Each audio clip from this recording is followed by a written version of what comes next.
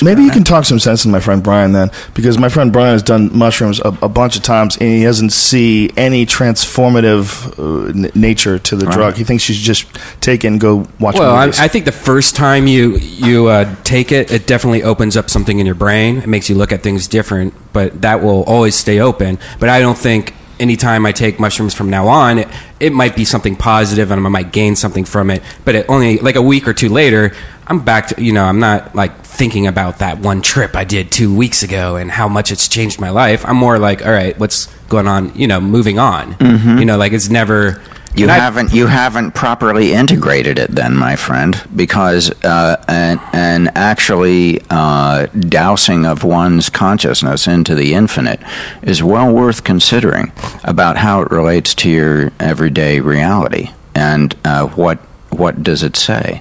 What is the nature of consciousness? Who are you ultimately, and what does God want of you?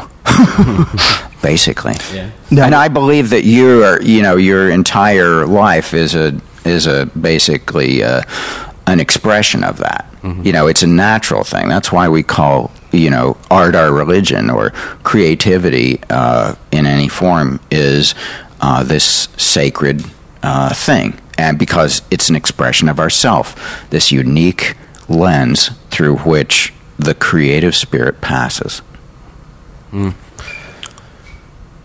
Not him. Nah. Him, it's Wizard of Oz on mushrooms with Pink Floyd synced up. Yeah, it's not like that. But that's the cartoon level, man. That is like, if you have any interest in this, don't trip again until you read Stan Groff's work. He's not reading shit. Mm-hmm. Well, you see, if you want to get the most out of an experience like that, a real opportunity to drop into infinite love, where you and God become one. You meet your own God self. It is possible. But in Roland Griffith's study, it was those who actually were interested in contact with spiritual reality, who had an intention about it. Spiritually inclined people were the ones who were opened up 65% of the time. Now, each of them thought it was a positive experience. Not all of them, got all the way to the mystical experience. But the mystical experience is something pretty well defined. And once a person actually has that experience, it's affirmative. It's so affirmative that you reorient your life to relate to it.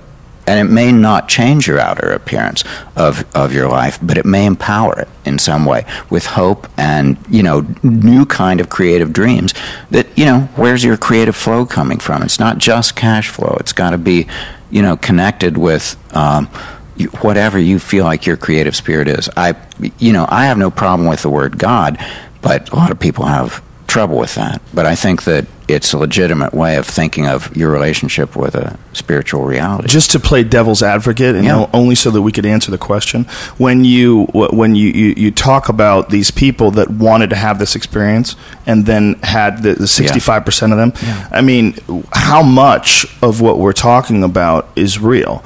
And when you go into it with good intentions to have some sort of a visionary experience, how much of it is your imagination? How much of it is your imagination acting with a hallucinogenic drug to produce this euphoric state that you think is visionary contact or some sort of spiritual contact? And how much of it could just be your imagination mixed with drugs?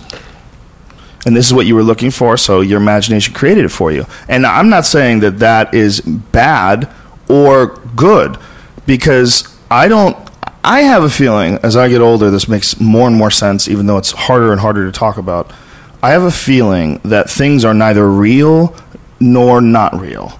I have a feeling that the way we try to define things in such simple terms, I don't necessarily think that the imagination is not real. I think the imagination has some sort of weird impact. The mind and intention and the creativity has some sort of a weird impact on reality. Of course. So that is the evolutionary edge of reality. The creative spirit is evolution in action. Is that weirdly defined when you use the word God? Weirdly defined? That's God's paintbrush. Mm-hmm.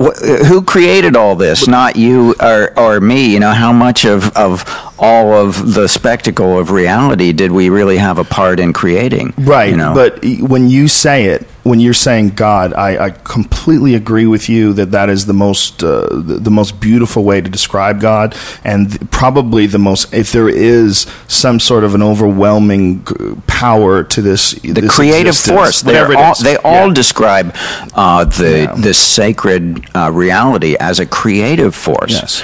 And at the first moment, you know, and it's the declaration: "Let there be light. Yes. Let there be." You know, it's the positive affirmation of the creation. You know, like, what is it? 13.7 billion years ago, there was an affirmation that took place, and we're the living result of it. The evolutionary wave has brought us to this moment, and it's an awesome, awesome thing if you really look at it. You know, 4 billion years of evolution on Earth practically, and from blue-green algae to human beings gibbering at each other on a radio podcast.